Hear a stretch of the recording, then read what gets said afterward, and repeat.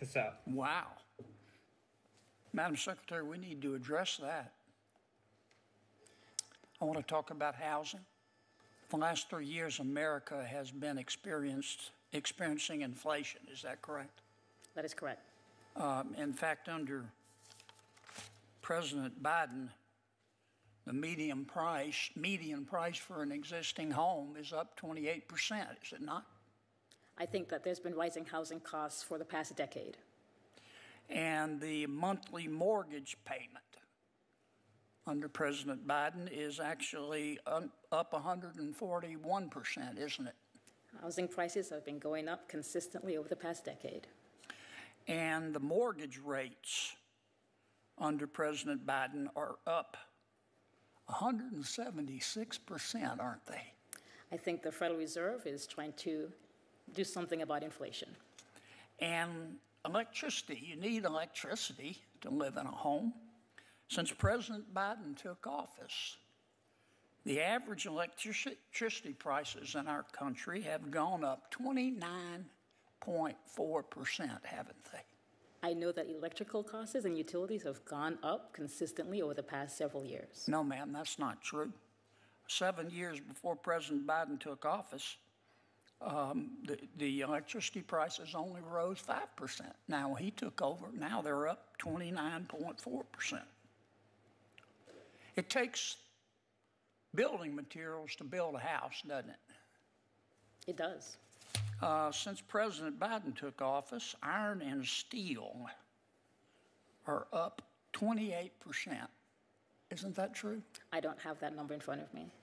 Okay. Aluminum is up 7%, is it not, under President Biden? I don't have that either. Okay. HVAC units, an air conditioner for your home. Under President Biden, an AC system is up 37%, isn't it? I think the pandemic had something to do with that. And shingles are up 19%, aren't they? Same there. Household appliances are up 22%, aren't they?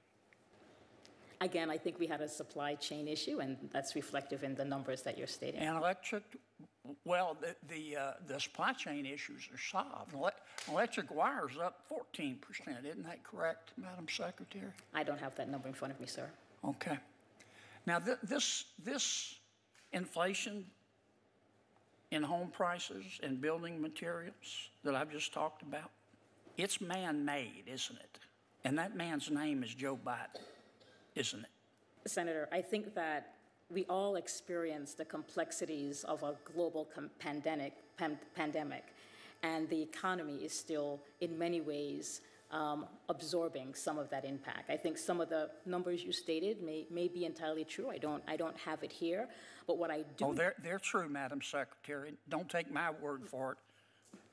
Ask the average American. But it's one of the reasons why, for the past 3 years, the administration has tried to be responsive to these additional costs. Well, excuse me for interrupting, but I'm like our good chairman, and you need to pay attention to his request, by the way. Mm-hmm. But we've got limited time. This administration hasn't succeeded. Inflation is gutting our middle class like a fish. And the reason housing prices are up so high is because of President Biden's inflation. That's why I find it extraordinary to learn that HUD, under your leadership, has issued a new mandate. All new homes financed or insured by the Federal Housing Administration and HUD, which is most homes in America, have now got to follow the 2021 International Energy Conservation Code standard.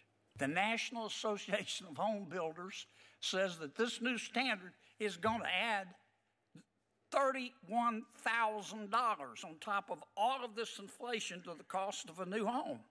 Now, unless you